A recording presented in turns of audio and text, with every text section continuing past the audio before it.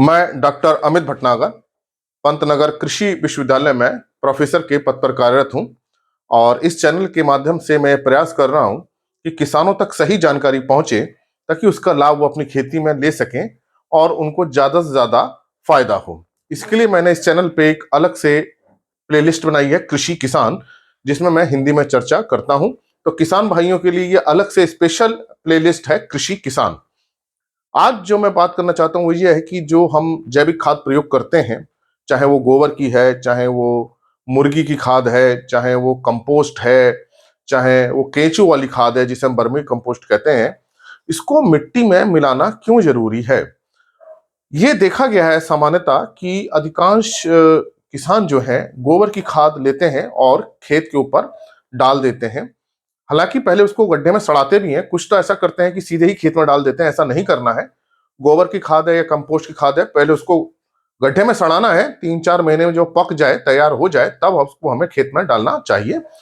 लेकिन जब खेत में डालते हैं तो खेत के ऊपर ही डाल देते हैं और ऐसा करने से जो पोषक तत्व हैं वो फसल को नहीं मिल पाते हैं।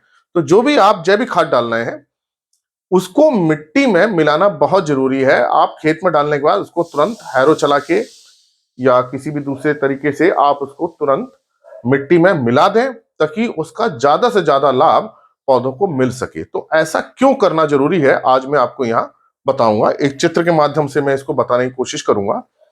देखिए, जो भी जैविक खाद है, चाहे गोबर की है चाहे कंपोस्ट है, उसमें कार्बनिक पदार्थों की मात्रा ज्यादा है और उस कार्बनिक पदार्थों के अंदर ही पोषक तत्व होते हैं। चाहे ये नाइट्रोजन है, फास्फोरस है, कैल्शियम है, गंधक है, आयरन है, जिंक है, जो भी पोषक तत्व है, सारे पोषक तत्व उसी जैविक पदार्थों के अंदर होते हैं। अब ये जब जैविक पदार्थ के अंदर है तो ये इस रूप में नहीं होते हैं जिसको पौधा ले सके। जैसे कि यूरिया है, रासायनिक उर्वरक है, तो जब इसको जमीन में डालते हैं तो पानी में घुलकर ही तुरंत पौधे को नाइट्रोजन दे देता है। लेकिन कार्बनिक खादों में, जैविक खादों में ऐसा नहीं होता है। जो रासायनिक उर्वरक है वो तुरंत पानी में घुल करके पोषक तत्वों को देते हैं और जड़ें उसको ले लेती हैं। इसी कारण से रासायनिक उर्वरकों का प्रभाव हमें 1, 2, 3 दिन में नजर आने लगता है। लेकिन जैविक खादों के साथ ऐसा नहीं होता है। जो पोषक तत्व उसके अंदर बंधे होते हैं और उनको खुलना बहुत जरूरी है, बिना खुले वो जड़ों को नहीं मिलते हैं।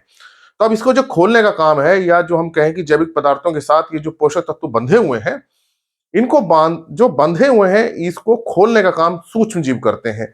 अब ये सूक्ष्म जीव का होता है, मिट्टी में होते हैं। तो अब ये देखिए, ये मान लीजिए खेत है और हमने यहाँ क्या किया, गोबर की खाद डाल दिया, कंपोस्ट डाल दी। अब इसके अंदर जो पोषक तत्व है, चाहे नाइट्रोजन है, फास्फोरस, पोटेशियम है, वो कैसे मिलेगा, उसको निकालने का काम कौन कर रहे हैं, सूक्ष्म जीव करते हैं। अब सूक्ष्म जीव कहाँ है, ये सूक्ष्म जीव इस मिट्टी के अंदर है और सामान्यतः हमारी 1 ग्राम मिट्टी में 1 करोड़ सूक्ष्म जीव होते हैं। सामान्य मिट्टी में 1 ग्राम मिट्टी में 1 करोड़। तो अब ये पोषक तत्व तभी निकलेंगे जब ये जैविक पदार्थ कहाँ होंगे, मतलब जो आपने गोबर की खाद डाली है वो अब बेकार है एक तरह से, क्योंकि पौधों को नहीं मिल पाएगी। तो इसका कहाँ होना जरूरी है, यहाँ होना जरूरी है। जब हम इसको डालने का, इसको मिला देते हैं अच्छी तरह से, तो ये सूक्ष्म जीव इसके संपर्क में आ जाते हैं और जो जैविक पदार्थों के अंदर जो कार्बन होता है वो इन सूक्ष्म जीवों का भोजन होता है। तो उस भोजन के लिए जैविक पदार्थों को खाते हैं और जब खाने के दौरान ही इन पोषक तत्वों को निकालते हैं। तो ये पोषक तत्व क्या होंगे, अब यहां से निकलने शुरू हो जाएंगे। तो देखिए, 2 फायदे हुए। पहला तो ये हुआ कि जो उसके अंदर बंधे हुए थे, जो ऊपर पड़े थे, वो नहीं मिल रहे थे।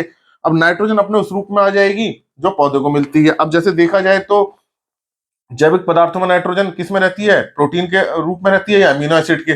लेकिन पौधे की जड़ें इसको नहीं लेती, इसको लेती हैं नाइट्रोजन का जो रूप होता है अमोनियम नाइट्रेट। ये केमिस्ट्री है इसकी। लेकिन आप इतना समझ लीजिए कि जैविक पदार्थों के अंदर जो पोषक तत्व हैं, पौधे उसको उस रूप में नहीं ले पाते हैं। उसका टूटना, अलग होना बहुत जरूरी है।